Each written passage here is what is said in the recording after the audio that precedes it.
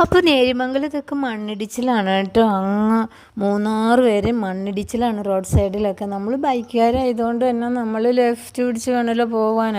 അപ്പോൾ ഈ വലിയ വണ്ടിക്കാരൊക്കെ വരുമ്പോൾ നമ്മൾ എന്താണെങ്കിലും റോഡ് സൈഡിലേക്ക് ചേർത്താണ് പോകുന്നത്. അപ്പോൾ അത് പേടിച്ചിട്ട് നമ്മൾ ഷോർട്ട് കട്ട് കയറി പോകട്ടോ. മൂന്നാറ് വരെ മണ്ണിടിച്ചിലാണ്. മൂന്നാറിലൊക്കെ നല്ല മണ്ണിടിച്ചിലാണ് കേട്ടോ. വണ്ടികൾ താഴേക്ക് പോയതൊന്നും കാണിച്ചിട്ടില്ല കേട്ടോ വാർത്തയിൽ.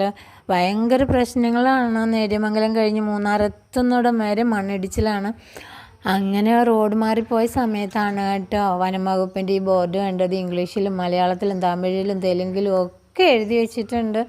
മാനുകളുണ്ട്, വേട്ടയാടരുത്, ശബ്ദമുണ്ടാക്കരുതേ, കാട്ടിലേക്ക് ഇറങ്ങരുതേ എന്നൊക്കെ കേട്ടോ. കാട്ടിലേക്ക് ഇറങ്ങിയൊന്നും ഇല്ലെങ്കിലും നമ്മൾ ഇങ്ങനെ എടുത്തോ അങ്ങ് ദൂരെ കാണാം കേട്ടോ മാൻകുഞ്ഞുങ്ങൾ അങ്ങനെ ഓടുന്ന.